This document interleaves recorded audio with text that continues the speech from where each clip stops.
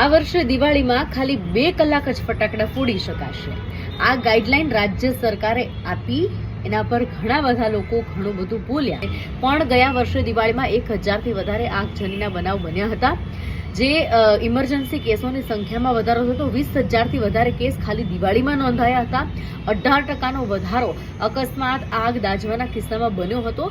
એ કારણ છે કે આ ગાઈડલાઈન બહાર પાડવામાં આવી છે, કારણ કે તમારી સલામતી માટે ભારતીય નાગરિક સુરક્ષા સંહિતાની કલમ 163 હેઠળ આ ગાઈડલાઈન આપવામાં આવી છે અને તમારી સુરક્ષા માટે છે.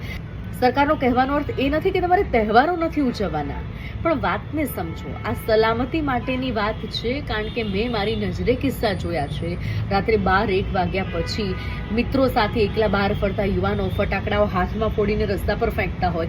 યુવાનો, મહિલાઓ સ્કૂટર લઈને જતા હોય, એમના સ્કૂટર પર આ ફટાકડાઓ જતા હોય. ક્યારેક બીકમાં, ક્યારેક ફટાકડા અડવાથી, દાઝવાથી અનેક અકસ્માતના કિસ્સા બનતા હોય છે.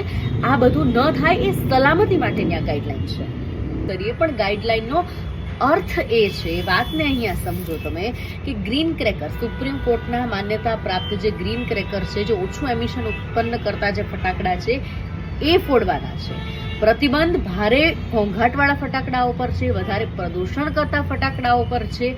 એ ન ફોડી શકાય. ગ્રીન ક્રેકર તમે ફોડી શકો છો. ચાઇનીઝ ફટાકડા પર મનાઈ છે. વિદેશથી આયાત થતા કે ચાઇનીઝ ફટાકડાની આયાત અને વેચાણ પર પ્રતિબંધ છે. ફટાકડા બનાવવામાં વધારે પડતું બેરિયમનો ઉપયોગ થતો હોય એના પર પ્રતિબંધ છે. ઓનલાઈન વેચાણ પર પ્રતિબંધ છે. લાયસન્સ જેમની પાસે છે, જે આ પ્રકારના ગ્રીન ક્રેકર્સ વેચી રહ્યા છે, એની પાસેથી લઈને તમે ફોડી શકો છો.